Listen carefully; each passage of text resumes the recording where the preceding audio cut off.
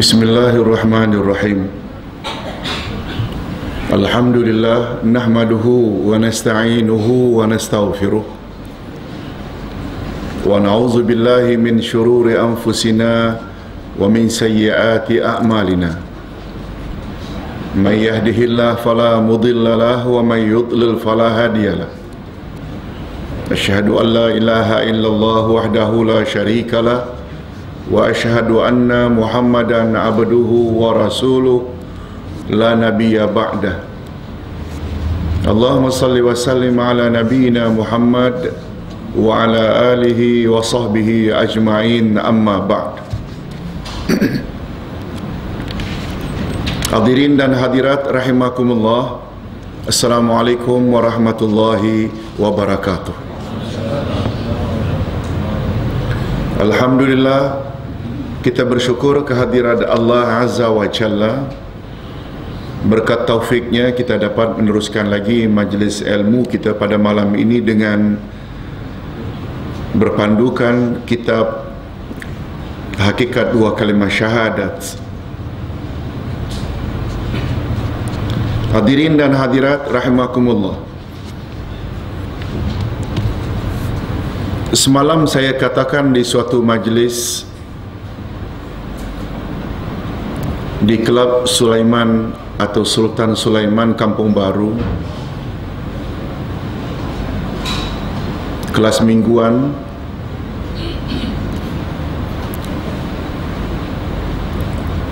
bahwa untuk memperbaiki agama kita, kita perlu ada ilmu.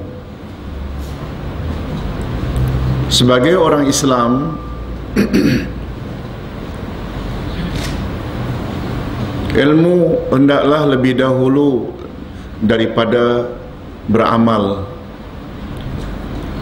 Itu sebabnya saya sangat alu-alukan ada inisiatif dari pucuk pimpinan kampung untuk menambah lagi majlis ilmu.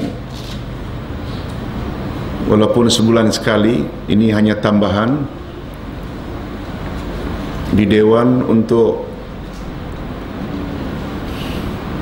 mengembangkan ilmu Islam, sebab Islam adalah satu agama yang sangat mementingkan masalah ilmu. Sampai-sampai para sahabat katakan, al-ilmu imamul amal wal amalu tabi'uh. Ilmu adalah imam bagi amal dan amal mengikut saja. Oleh sebab itu, orang yang beramal bercakap tanpa ilmu macam makmum yang tak punya imam. Kaedah menyebut al-ilmu muqaddamun alal amal. Ilmu hendaklah didahulukan daripada beramal. Cuma bila kita senaraikan seluruh ilmu dalam Islam, kalau rukun Islam itu ada 5, mengucap kalimah syahadat, salat, puasa, zakat, haji, menurut urutan tersebut, sebelum salat, puasa, zakat dan haji, kita hendaklah lebih dahulu faham 2 kalimah syahadat. Oleh sebab itu, sebelum kita baca buku salat, puasa, zakat dan haji, baca dulu buku tentang 2 kalimah syahadat. Sebab semua ibadat termasuk salat, puasa, zakat dan haji tidak sah kalau di dalamnya tidak ada unsur 2 kalimah syahadat. Itu sebabnya kata Imam Ibnul Qayyim rahimahullah. Apa kata Imam Ibnul Qayyim? Rukun Islam yang 5 itu, rukun kedua, ketiga, 4 dan 5, salat, puasa, zakat, haji, berada di bawah 2 kalimah syahadat. Ia sebenarnya memberi isyarat bahawa ibadat-ibadat utama itu Allah tak terima atau tidak sah, tidak sempurna. Mungkin itu bahasa yang agak sederhana. Salatmu, puasamu, zakatmu, hajimu tidak sempurna kecuali jika memenuhi dua syarat yang tersirat di dalam dua kalimah syahadat. Syarat pertama tersirat di dalam asyhadu an la ilaha illallah, iaitu ikhlas. Oleh sebab itu salatmu, puasamu, zakatmu, hajimu Allah tak terima bila kita lakukan tidak ikhlas lillah. Sesuai dengan maknanya, aku bersaksi tiada Tuhan yang berhak disembah melainkan Allah. Salat mesti karena Allah, puasa mesti karena Allah. Dan banyak sungguh dari kalangan umat Islam, termasuk umat Islam Asia Tenggara, terlepas pandang dengan syarat kedua, iaitu tersirat di dalam wa asyhadu anna Muhammadar Rasulullah, bahawa selain salat, puasa, zakat, haji mesti ikhlas lillah. Itu tersirat di dalam asyhadu an la ilaha illallah. Dan syarat kedua yang tersirat di dalam wa asyhadu anna Muhammadar Rasulullah, ibadat-ibadatmu itu mesti ikut cara Nabi Muhammad sallallahu alaihi wasallam. Oleh sebab itu, sebelum membaca buku tentang salat, puasa, zakat dan haji, kena baca dulu tentang dua kalimah syahadat. Dua kalimah syahadat ada 3 rukun. Asyhadu ada 5 makna. La ilaha illallah ada 2 rukun. La ilaha illallah ada 7 syarat. La ilaha illallah ada 14 perkara yang boleh merosakkan. Wa asyhadu anna Muhammadar Rasulullah ada 4 rukun. Kita banyak tahu tentang rukun salat, puasa, zakat dan haji.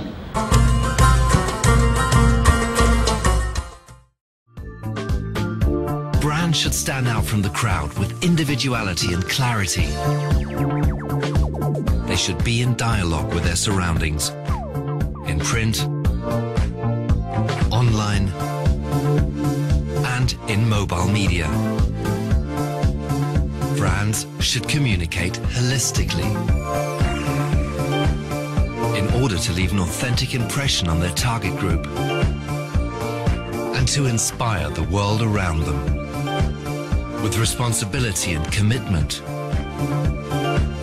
a creative corporate culture, credible messages, sustainable and innovative products,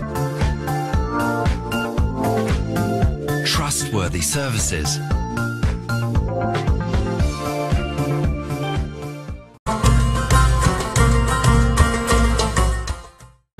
syarat sahnya dan perkara yang membatalkannya. Tapi pada masa yang sama kita tidak tahu rukun dua kalimah syahadat. Hadirin dan hadirat rahimakumullah, itu sekedar mukaddimah hendak nyatakan betapa pentingnya kita tahu dua kalimah syahadat. Atas dasar itulah menurut pandangan Ustaz, gara-gara tidak memahami dua kalimah syahadat sebagaimana semestinya, banyak orang kita salat, puasa, zakat, haji, tapi sayangnya syirik masih buat. Karena apa? Asyhadu an la ilaha illallah tak mantap. Salat banyak, puasa banyak, zakat, haji banyak. Banyak juga buat bid'ah. Mengapa bid'ah? Karena wa asyhadu anna Muhammadar Rasulullah tidak mantap. Ini dia rahasia. Okey, malam ini kita akan sambung lagi jenis-jenis ibadat. Sebagaimana dimaklumi bahawa ibadat adalah matlamat manusia dicipta oleh Allah. Tolong ikuti ayat 56 Az-Zariyat. A'udzubillahi minasyaitonir rajim. Wa ma khalaqtul jinna wal ins illa liya'budun. Dan aku tidak jadikan jin dan manusia melainkan supaya mereka beribadat kepadaku. Jelas dari ayat itu kita dapat ambil kesimpulan bahawa matlamat manusia dan jin dicipta adalah agar mereka semua beribadat pada Allah. Kalau itu ayat 56, satu ayat sebelumnya memberi isyarat yang berbunyi, tolong ikuti, fadzakir fa inna dzikra tanfa'ul mu'minin.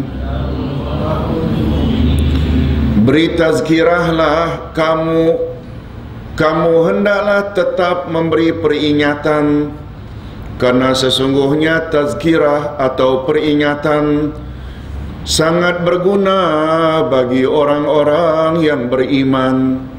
Ini pula kata ulama tafsir memberi isyarat.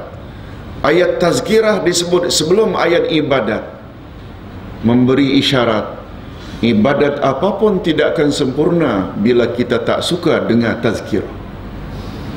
Tazkirah maknanya ilmu. Hadirin dan hadirat rahimakumullah, ibadat pula ada 4 jenis.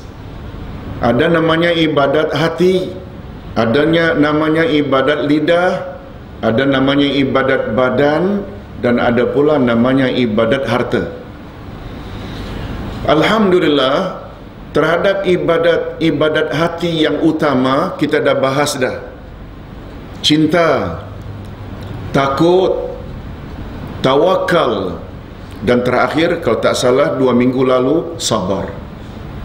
Semua itu termasuk ibadat-ibadat apa namanya? Hati. Tolong ikuti, ibadatul qalbi, ibadatul lisan, ibadatul badan, ibadatul mal. Jadi ibadat hati iaitu cinta, takut, tawakal, ikhlas, sabar sudah kita bahas. Nah, hari ini kita akan sambung dengan ibadatul lisan. Hadirin dan hadirat rahimakumullah, sila buka muka surat yang ke-151. Ibadat lisan atau al-ibadatul qawliyah juga boleh. Yang dimaksudkan dengan ibadat lisan ini ialah segala ibadat yang berkaitan dengan lidah. Ibadat jenis ini sangat banyak, dan di sini akan disebut beberapa contoh ibadat lisan yang paling penting untuk dijadikan sebagai bahan perbandingan bagi yang lainnya. Kita tidak sebut semua, cuma sebagai contoh saja. Pertama sekali namanya doa. Hadirin dan hadirat, doa termasuk ke dalam bab ibadat atau tidak? Masuk. Ibadat jenis apa? Hati ke, badan ke, lisan atau harta? Lisan. Oleh sebab itu, doa mestilah ditujukan hanya kepada Allah Subhanahu wa ta'ala. Sebagaimana kita sama-sama maklum, kalimat tauhid la ilaha illallah membawa makna tidak ada Tuhan yang berhak disembah melainkan Allah. Iyyaka na'budu wa iyyaka nasta'in. Hanya kepada Engkau kami beribadat dan hanya kepada Engkau kami memohon. Penggunaan istilah hanya kepada Engkau kami beribadat memberi isyarat bahawa ibadat hendaklah ditujukan hanya kepada Allah sahaja. Untuk menguatkan makna ini, Abdullah bin Mas'ud pernah ditanya, "Wahai Abdullah bin Mas'ud, kalau surat Al-Fatihah itu inti atau induk Quran keseluruhannya, sehingga dia dipanggil Ummul Kitab, apa pula induk surat Al-Fatihah?" Abdullah bin Mas'ud, salah seorang dari 10 sahabat yang pakar Al-Quran, menjawab, "Inti Al-Quran Al-Fatihah, dan inti surat Al-Fatihah iyyaka na'budu wa iyyaka nasta'in." Apa maknanya? Hanya pada Engkau kami beribadat dan hanya kepada Engkau kami memohon. Hadirin dan hadirat, untuk memantapkan lagi pemahaman tentang ibadat hanya kepada Allah, memohon hanya kepada Allah, tolong dengar baik-baik kaedah ini. Dalam bahasa Arab, sebagaimana juga dalam bahasa Malaysia, mana-mana ayat biasanya subjek dahulu baru objek. Betul tak? Saya makan nasi, saya subjek, nasi yang dimakan objek di belakang.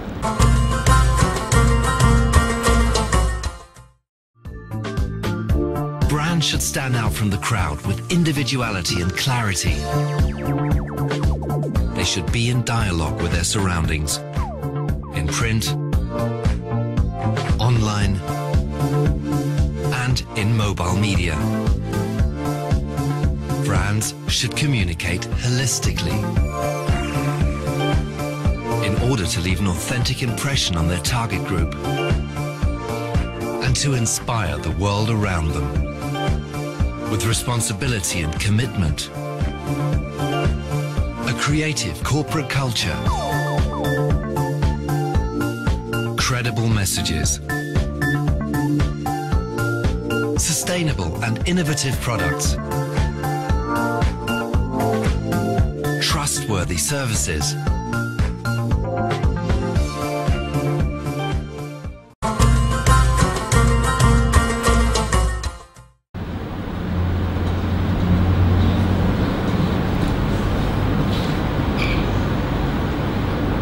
begitu juga dalam bahasa Arab.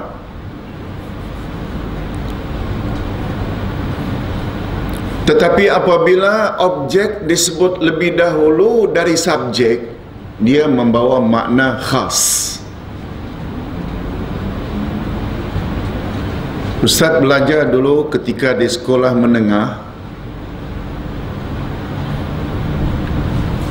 apabila objek disebut dahulu dari subjek, ia membawa makna khas. Rupanya setelah pergi ke Madinah dan belajar bahasa Arab, rupanya kaedah yang diguna pakai di Nusantara, termasuk Indonesia dan Malaysia, sebiji diambil rupanya dari kaedah bahasa Arab. Tolong ikuti kaedahnya, berbunyi begini: taqdimul maf'ul 'alal fa'il yufidul ikhtisas.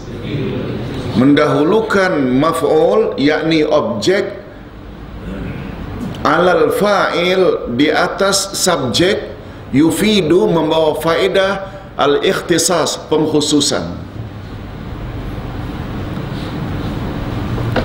Sebagaimana kita sama-sama maklum, tata bahasa Arab yang disusun oleh Pendeta Za'ba, Pendeta Za'ba sendiri mengakui bahawa kaedah bahasa Malaysia diambil daripada kaedah bahasa Arab. Mendahulukan maf'ul daripada fa'il, mendahulukan subjek dari objek, membawa faedah khusus. Jadi pada asalnya, nahnu na'buduka, kami menyembah engkau. Betul tak? Nahnu itu, kami, adalah subjek yang melakukan kerja-kerja menyembah. Sedangkan engkau, yakni Allah, Allah itu objek yang menjadi sasaran yang kita sembah. Tetapi ayat tidak berbunyi na'buduka wa nasta'inuka, kami menyembah engkau dan kami memohon kepada engkau. Ayat tidak bunyi begitu, tapi ia berbunyi, tolong ikuti, iyyaka na'budu wa iyyaka nasta'in. Kepada engkau saja kami beribadat, dan kepada Engkau saja kami memohon pertolongan.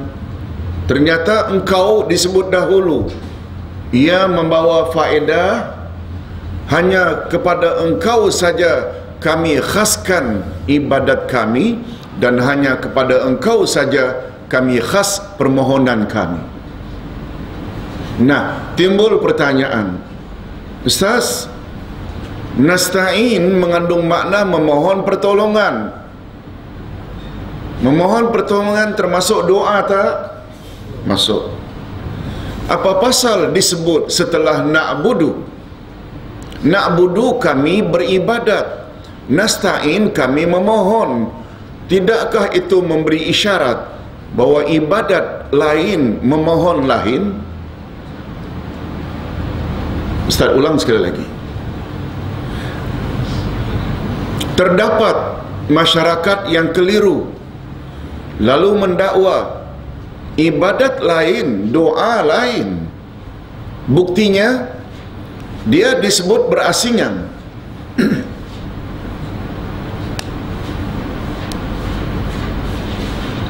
Kalaulah permohonan itu termasuk dalam bab na'budu ibadat, mengapa berasingan? Nah, kita kena faham lagi kaedah berikut. Apa dia kaedah berikut?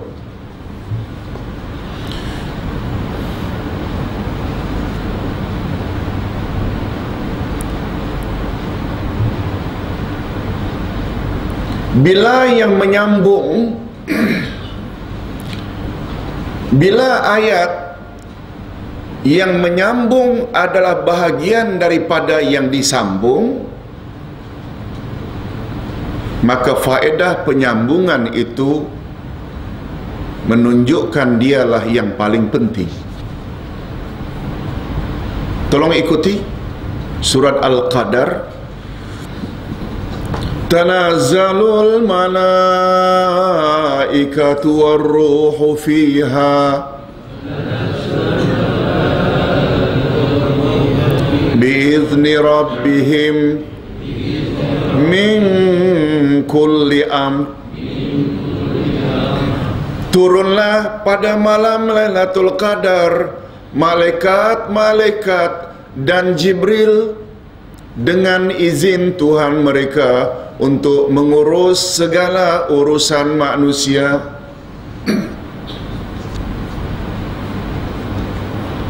Tertera dalam ayat, setelah menyebut malaikat disebut pula roh. Apa makna roh di sini? Roh manusiakah atau Jibril? Jibril. Roh dalam Al-Quran ada dua makna. Makna roh dengan makna nyawa roh, dan yang kedua dengan makna Jibril. Itu sebabnya Jibril selalu disebut dengan Rohul Qudus, roh yang suci. A'udzubillahi minasyaitonirrajim. Bismillahirrahmanirrahim. Alhamdulillahirabbil alamin. Wassalatu wassalamu ala asyrafil anbiya'i wal mursalin wa ala alihi wa sahbihi ajma'in.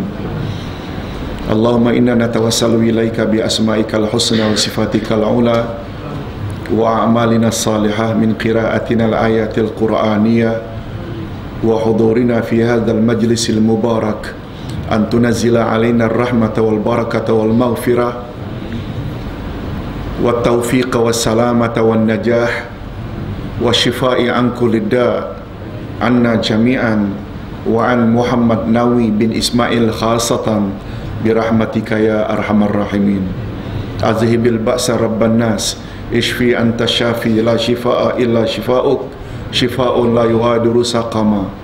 Ishfi Muhammad Nawi bin Ismail ya Rab, ishfihi ya Rab birahmatika ya arhamar rahimin. Ya Allah, kami bertawassul dengan melalui nama-namamu dan sifat-sifatmu yang maha tinggi, dan kami juga bertawasul kepadamu melalui amal-amal saleh yang telah kami lakukan, seperti bacaan kami ayat-ayat Al-Quran dan kehadiran kami dalam majlis yang penuh berkat ini. Kiranya Engkau limpahkanlah kepada kami semua rahmatmu, berkatmu, ampunanmu, taufik-Mu, kejayaan dan keselamatan, dan sembuhkanlah daripada kami dan saudara mara kami, handai tolan, kawan-kawan yang tidak hadir bersama kami, segala bentuk penyakit yang kami alami masing-masing, khasnya penyakit kanser hati yang dialami oleh Muhammad Nawi bin Ismail. Wahai Tuhan sekalian manusia, tidak ada kuasa yang dapat menyembuhkan penyakit kecuali hanya Engkau. Sembuhkanlah penyakit kami dan penyakit Muhammad Nawi bin Ismail, kesembuhan yang tidak meninggalkan cacat, cedera dan rasa sakit birahmatika ya arhamar rahimin. Wa sallallahu ala nabiyyina Muhammad wa ala alihi wa sahbihi ajma'in. Alhamdulillah rabbil alamin. Subhanakallahumma wa bihamdik asyhadu an la ilaha illa anta astaghfiruka wa atubu ilaik. Assalamualaikum warahmatullahi wabarakatuh.